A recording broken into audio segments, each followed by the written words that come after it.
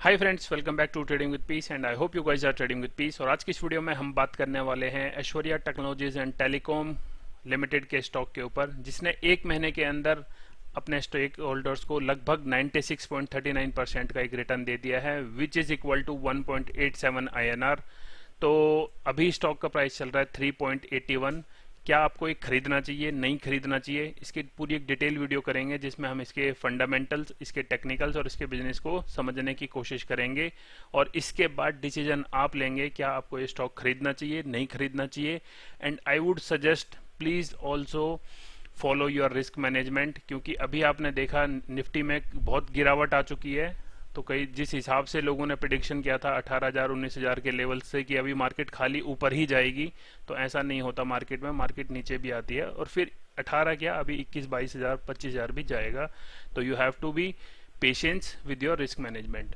तो आइए चलते हैं इसके फंडामेंटल्स को पहले देख लेते हैं, ऐश्वर्या टेक्नोलॉजीज के शेयर को कि क्या कहता है इसका फंडामेंटल, और फिर जाएंगे इसके फंडामेंटल को छोड़ने के बाद फिर हम जाएंगे इसके टेक्निकल्स पे। तो सबसे पहले देख लो आपका क्या है कंपनी।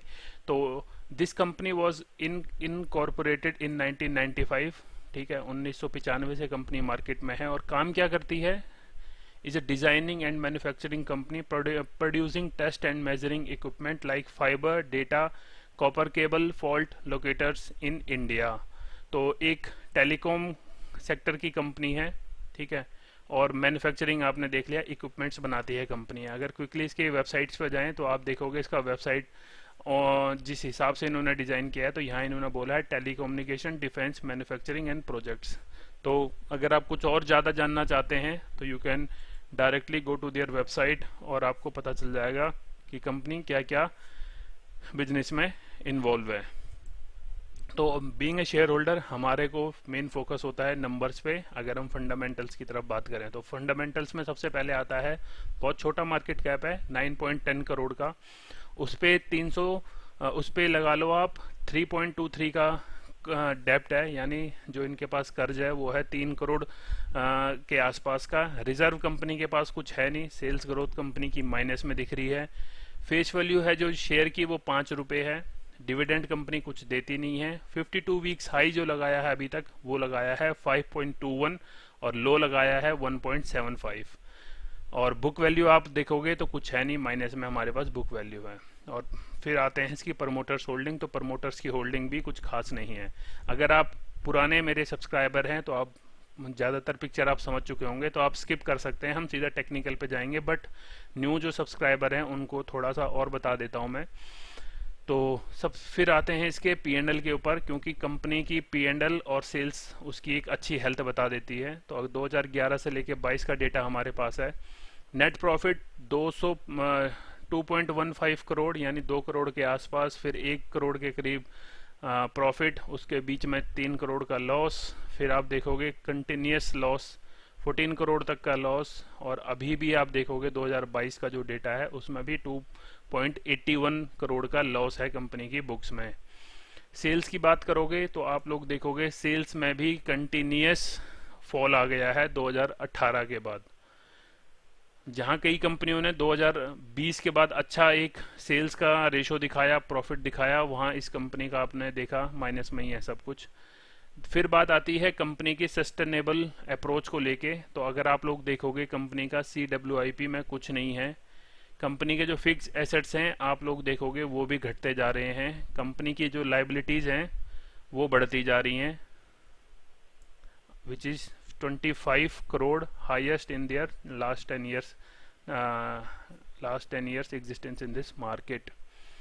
तो फिर आते हैं इसके प्रमोटर्स की होल्डिंग को लेके। तो आप लोग देखोगे प्रमोटर्स ने भी अपनी होल्डिंग इसमें कम कर दी है कंपैरेटिव 2020 के। इन्होंने अपनी स्टेक इसमें कम करते करते 29.61 तक आ चुके हैं। फ्रेंकली स्पीकिंग, अगर आप यहीं से निकलना चाहते हैं, वीडियो में से छोड़ के जाना चाहते हैं, तो फंडामेंटल्स इतने अच्छे नहीं हैं। बट स्विंग ट्रेड लेने के लिए कई बार आपको फंडामेंटल की जगह टेक्निकल की एक थोड़ी सी समझ आ जाए तो आप अच्छा उसमें और एनालिसिस करके मुनाफा कमा के जा सकते हैं। अगर टेक्निकल्स की ही बात करेंगे मुनाफे को लेके, तो आपको टेक्निकल्स पे ही अपने SLV लगा के रखने चाहिए। ये मैंने मंथ का चार्ट खोला हुआ है। तो मैं आपको पहले डे का चार्ट दिखा दूं तो डे में कुछ ऐसा दिखता है, कभी गैप डाउन होती है मार्केट, कभी इसमें एकदम से जंप आता है, यानी काइंड ऑफ सर्किट ही लगते जाते हैं। और डे में अगर आप लोग देखोगे 200 मूविंग एवरेज से अभी शेयर ऊपर है, which showing a positive trend in technical chart pattern. Fundamental नहीं बोल रहा हूं मैं, टेक्निकल्स में बोल रहा हूं कि अभी एक पॉजिटिव सिनेरियो बना हुआ है डे में। तो अगर मैं एक अजम्पशन लगा रहा हूं, जो एक मानना है, क्योंकि एक रैली आ चुकी है, अगर इसको और ऊपर जाना है तो अगर ये यहाँ कहीं से दोबारा से वापस जाएगा तो एक अच्छा तेजी आएगी। हो सकता है यहाँ से यहाँ भी जा पाए जहाँ पे मैंने पहले बनाया था, बट अगर ये थोड़ी इसमें गिरावट आती है, हो सके वो यहाँ तक आए और ऊपर की तरफ निकले। जिनके पास नहीं है तो वो यहाँ कहीं इसमें ऐड करने की सोचेंगे जब पुराना जो इसका ये वाला हडल यहाँ से क्रॉस होगा, क्योंकि आप लोग देखोगे एक डे वाइज में नीचे की तरफ आया है प्राइस। तो हो सकता है अपने 200 मूविंग एवरेज जब ये ऐसा कुछ जाए तो इस पर टच होने के बाद ये ऊपर की तरफ निकले, तो तब आप इसमें खरीदारी करने की सोचें। अगर नहीं खरीदा आपने, आप मेरी वीडियो देखी है आपने अभी, तो अभी हमारे पास इसका जो फर्स्ट हर्डल है, इसको जो इसका प्रीवियस हाई लगा हुआ है अभी तक का, वो क्रॉस करना होगा। अगर आप लोग देखोगे तो कई दिनों से शेयर का जो प्राइस है 200 मूविंग एवरेज के आसपास ही रहता है। तो देखा होगा आपने, यहाँ पे ऊपर गया, फिर नीचे आ गया, फिर ऊपर गया, फिर नीचे गया, फिर कई दिन ऊपर गया, फिर सस्टेन नहीं हो पाया।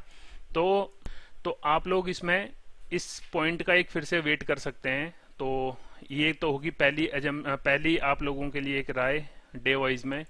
जो लॉन्ग टर्म का सोच के आ रहे हैं, मैं उनको एक चीज़ और बता दूं कि आई डोंट थिंक कि ये स्टॉक लॉन्ग टर्म के लिए आपको लेने चाहिए, बट स्टिल अगर आप लोगों को लगता है कि आपको खरीदना चाहिए तो मैं आपको इसका मंथ वाला चार्ट दिखा देता हूं कि कभी शेयर का जो प्राइस था वो लगभग 136 रुपए के आसपास भी होता है। वो टाइम था